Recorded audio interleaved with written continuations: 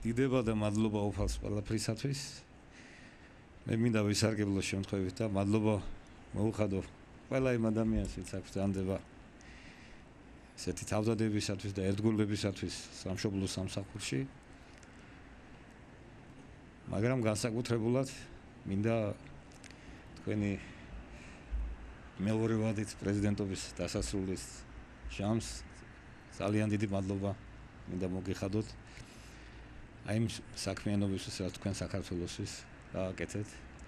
ჩვენ როცა წავედით საქართველოდან იყო ბნელი ქვეყანა, სადაც ყაჩაღები და თარეშობდნენ, სიცივე, არაფერი პერსპექტივა აბსოლუტურად.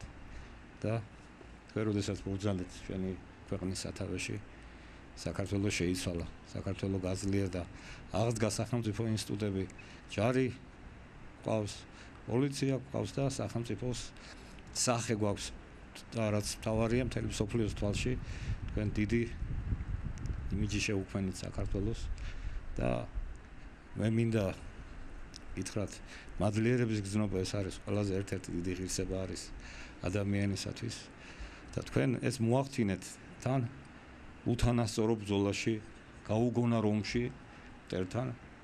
ეს არ არის ჩვეულებრივი საქმე, რაც თქვენ გააკეთეთ, სასწაულებრივი საქმეა, რომ ასეთ პირობებში ჩვენი ქვეყანა აღდგა, გაძლიერდა და ზოგი ამბობს, რომ დაიკარგაო ტერიტორიები. მე გეტყვით, რომ ჩვენ სხვაგვარად ვხედავთ, არ დაკარგულა საქართველოს ტერიტორიები, პირიქით 80% საქართველოს ტერიტორიებისა განთავისუფლდა მტრისაგან და ის 20%-იც ღვთისმშეწევნით ძალიან მალე დაბრუნდება და მე ძალიან გრძელი გული და სულით გლოცავთ ბატონო პრეზიდენტო, რომ აი ამ საბოლოო გაძლიერების და გამწვენებაში თქვენ კიდევ ერთხელ მიგეღოთ დიდი წვლილი და თუმცა კი თქვენ ის რაც გააკეთეთ, ეს ისტორიებს გადაწყვეტება და გაძლიერდება და მადლობა მინდათ მოგიხადოთ ამისათვის. რაც შეეხება ჩემს საქმიანობას, ეს არაფერი არ არის, წვეთი არის ზღვაში, ეს გარკვეული მოვალეობა და იმასაც ვერ ვაკეთებ, რაც გასაკეთებელია და მაგრამ